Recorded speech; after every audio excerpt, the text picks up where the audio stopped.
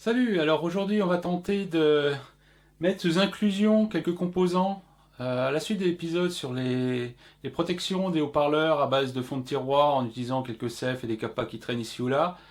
J'avais parlé justement de mettre en boîte ces montages-là et de les mettre sous inclusion. Alors, comme j'ai jamais fait, on va essayer ça.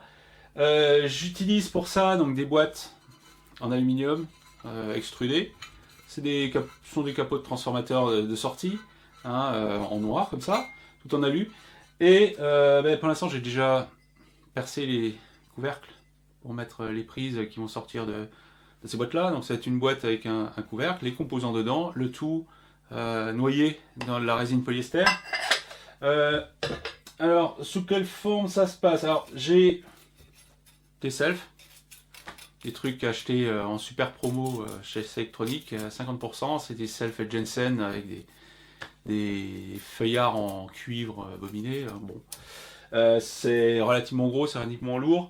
Faut bien faire gaffe que ça passe dedans parce que ces selfs là ont tendance à être bien plates et prendre de la place. Alors faut que ça rentre quand même parce qu'il faut pas oublier que les composants prennent de la place. Les condensateurs c'est pareil parce que comme les calculs demandent des valeurs assez élevées, là je me retrouve avec des capas de 68 micros, plusieurs dizaines de micros, et j'en ai tout un paquet par boîte. Faut que tout rentre quoi. Donc faut faire rentrer tout ça. L'avantage de l'inclusion c'est que j'ai pas besoin de faire un circuit imprimé, donc j'ai pas besoin de m'emmerder avec tout ça, donc ça va vite, je soude dans l'air, on noie dans le plastique et c'est fini.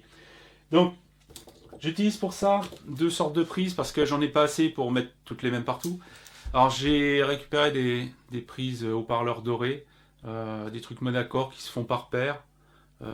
Ça, j'en ai avoir un certain nombre comme ça. Et j'ai un lot de prises ici nickelées ou argentées. Je pense qu'elles doivent être argentées, bien que j'aime pas les trucs argentés. Ils ont l'air de ne pas se corroder. Je les ai depuis un certain temps et ils n'ont pas l'air trop bougés. Donc bon voilà, j'utilise ces fiches-là, fiches banane standard pour mettre au-dessus. Euh, Ici donc les couvercles ont été percés à la machine d'outil directement.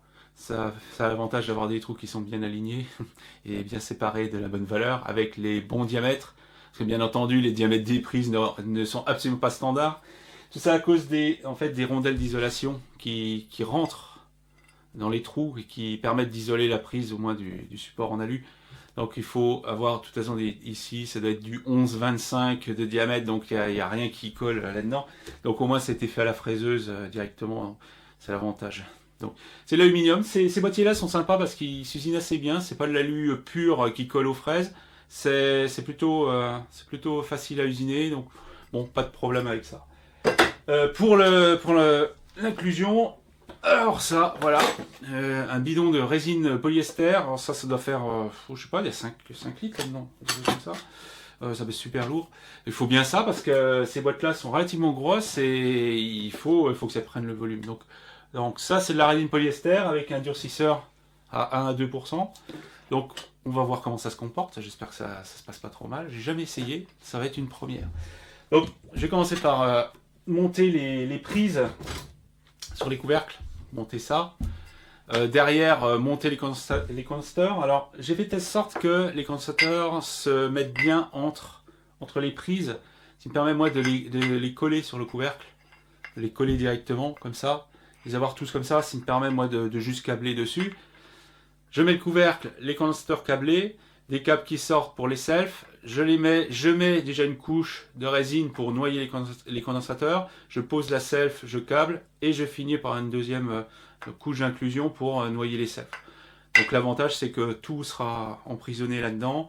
Les fiches bananes, le problème de ces fiches comme ça, c'est que bon, une fois qu'elles sont mises en place, le problème c'est qu'à force d'enlever et retirer les câbles, ça a tendance à desserrer les écrous. Et bon, celles-ci ont des ressorts, ont une rondelle ressort. D'autres n'ont pas. Alors le problème c'est que ça a vite fait de se desserrer au moindre. Si jamais on tourne un peu la prise, ça se desserre. C'est un peu chiant. L'avantage c'est qu'une fois en inclusion, la résine va prendre l'écrou et tout ça dedans, donc ça ne bougera plus. C'est l'avantage. Et ça fait un pot complet, indémontable. Malheureusement, si ça tombe en panne. Mais bon, pour que ça tombe en panne, il faut vraiment le vouloir. Il y a un condensateur, une self par canal, donc voilà. Donc voilà, je vais monter ça. Je vais montrer un peu d'où viennent les valeurs que j'ai choisies. hein, avec les mesures que j'ai faites sur les haut-parleurs, voir pour choisir en fonction du stock que j'ai, voir ce qui rentre. Donc c'est parti. Donc juste en passant, comment j'ai choisi les composants du montage. Alors là c'est extrêmement, on va dire, c'est pur par expérimentation en fonction des stocks et des impédances des haut-parleurs. Le problème c'est que il n'y a pas de formule juste, il faut juste mesurer et voir ce que ça donne. Alors par exemple ici j'ai mesuré la courbe d'impédance en rouge des ET703 et ce qu'il fallait voir c'est un peu en fonction des composants quel est l'impact de cette courbe d'impédance sur la courbe de réponse du filtre. Parce que si c'est pour mettre des bosses un peu partout à cause de ça, la protection normalement elle ne devrait pas avoir d'influence. Donc il faut bien faire attention à ce que ça n'interfère pas avec l'atténuation. Alors pour ce qui est ET703, les meilleurs résultats que j'ai obtenus, le meilleur compromis, c'est avec une self de 4-7 millihenry et 22 micros en kappa. Donc c'est vraiment un schéma ultra simple. Une kappa, une self, c'est à peu près ce que j'ai obtenu, ce qui permet d'obtenir une atténuation suffisante, en tout cas, bon, et ne pas avoir d'influence là où il va être utilisé. En ce qui concerne les 2002, là, bon, il faut aller un peu plus bas. Alors j'ai essayé des tas de trucs avec une impédance un peu de ce genre, avec 2-3 bosses. Pour obtenir une courbe de réponse relativement plate et sans trop d'importance, finalement, il a fallu que j'abandonne l'idée de mettre une self. Et j'ai juste, en fait, une kappa, qui est une combinaison d'autres kappas que j'ai en stock, qui ici 216 micros, ce qui est à peu près toutes les kappas que je peux avoir tout en parallèle, qui me permet d'avoir ça, une courbe relativement tranquille, et ne pas avoir d'influence jusqu'à, disons, 300 Hz par là. Donc c'est juste, alors là c'est du tripotage de données, c'est je bidouille une feuille Excel, et puis voilà, on essaye en fonction des caractéristiques du haut-parleur. Mais de toute façon on ne peut pas passer au travers la mesure du haut-parleur en réel pour voir ce qui se passe. Sinon c'est impossible de deviner. Voilà, donc on va câbler tout ça et on va passer à la suite. Donc pour résumer à peu près le schéma global du truc, donc voilà en gros le système. On peut pas dire que ce soit très compliqué, il y a 3 composants. Donc cette partie là qui est la partie pour les médiums, une simple kappa, premier ordre. Et ça pour les tweeters, donc un deuxième ordre, une kappa, une self. Voilà, donc ça on peut pas dire que ce soit très compliqué comme schéma, mais ça suffit amplement. Le but c'est que ça n'interfère pas avec le fonctionnement normal. On va pas s'emmerder à faire des schémas super compliqués, ce qui compte c'est que ça protège. Alors là, j'ai monté les plaques. Hein, donc là j'ai monté les prises.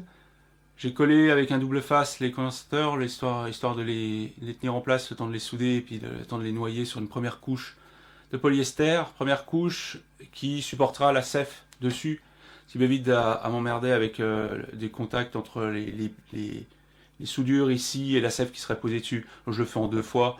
Bon, c'est juste pour éviter de se poser des questions. Donc voilà, donc il y en a 2 comme ça, les 2 sont prêts. Il n'y a plus qu'à câbler et il n'y a plus qu'à noyer le tout dans la résine. Et c'est parti. Alors nous voici arrivés à l'étape du début de l'inclusion avec la résine ici. Là il y en a 300 ml. Il y en a à peu près 300 grammes, un peu plus de 300 grammes. C'est à peu près aussi lourd que l'eau. Selon la recommandation, il faut entre 5 et 6 ml de durcisseur. Comme ça, pour un verre comme ça. Donc moi je vais faire par verre. Hein, parce que j'ai rien d'autre pour le faire comme ça. Donc on va déjà mettre 2 pipettes de durcisseur là-dedans, ce qui correspond entre 5 et 6 ml de durcisseur. Voilà, hop, on va touiller tout ça, et là on va...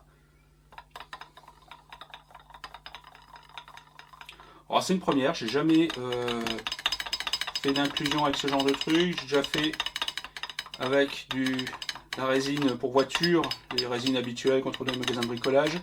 Le problème de ces résines là, c'est qu'elles ne sont pas du tout adaptées pour les grosses épaisseurs.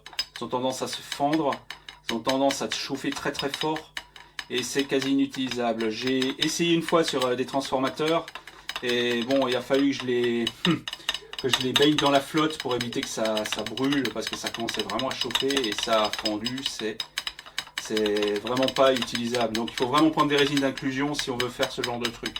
Bon, c'est pas très cher, ça se vend sur le net, je sais plus où j'ai eu ça, mais bon, là j'ai pris un site au hasard et puis voilà, je me suis fait livrer ça. Donc, alors là maintenant, on va espérer qu'il n'y aurait pas de fuite au niveau de la boîte. Donc c'est parti, hop, on verse le premier verre.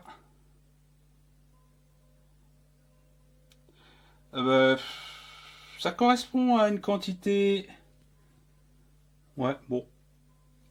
Ça va s'égaliser. Je vais en faire un deuxième verre pour continuer. J'espère que ça va pas fuir. Alors là, c'est ma grande crainte.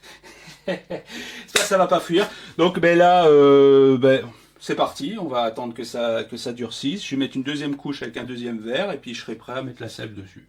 Voilà, la suite tout de suite.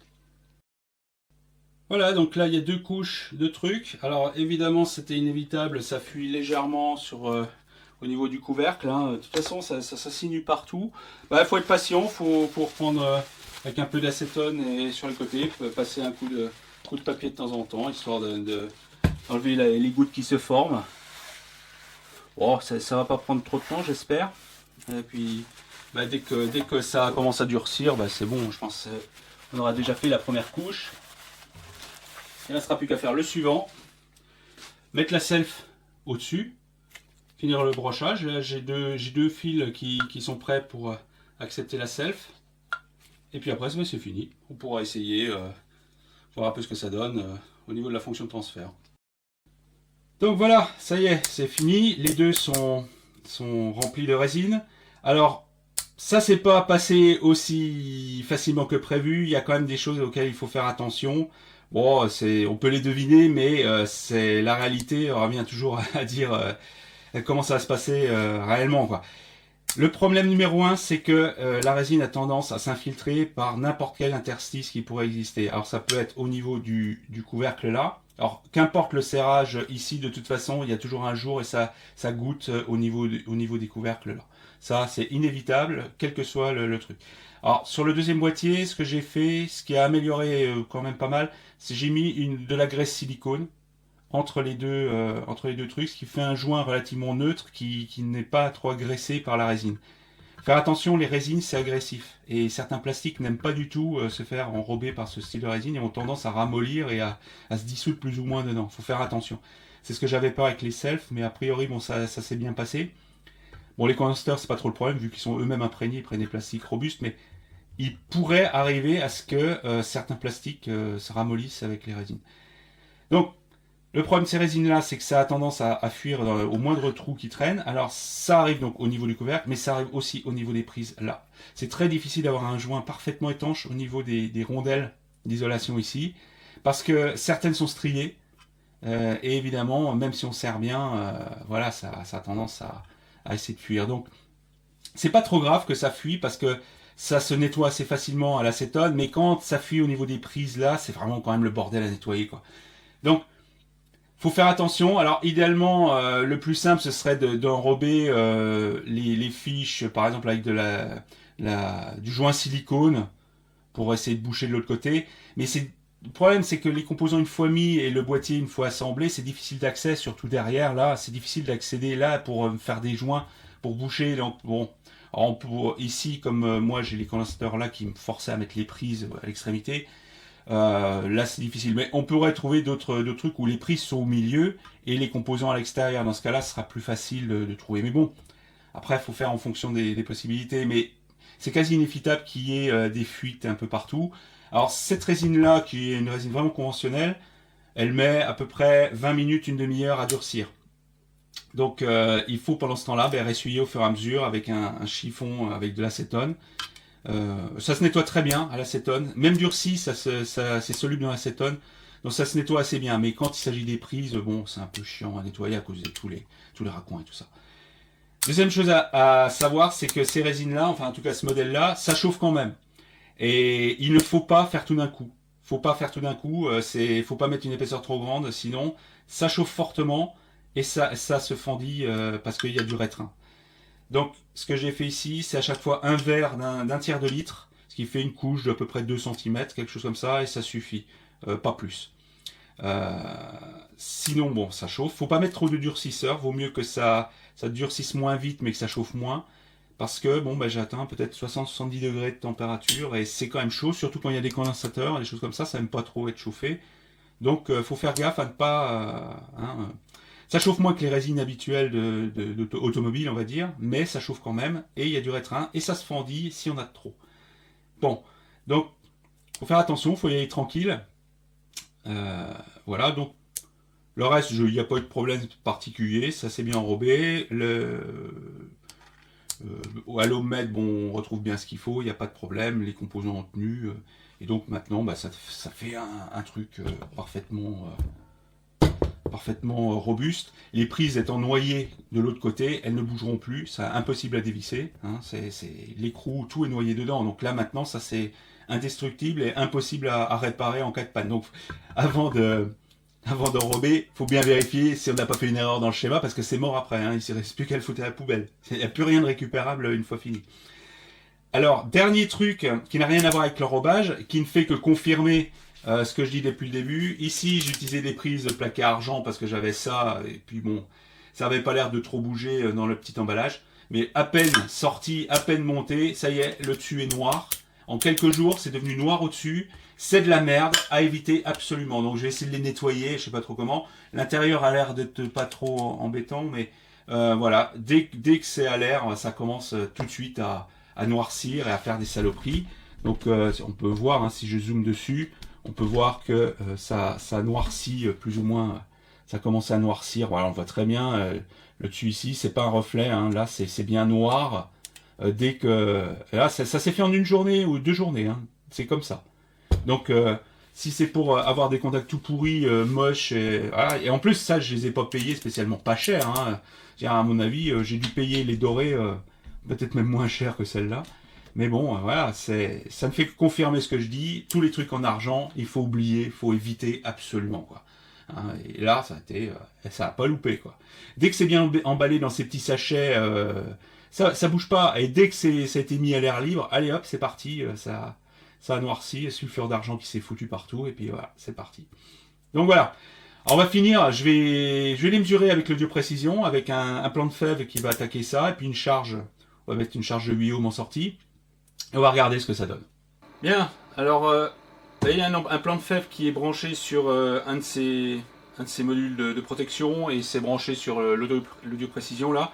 Les amplis sont chargés en sortie par une paire de résistances pour simuler un peu un haut-parleur.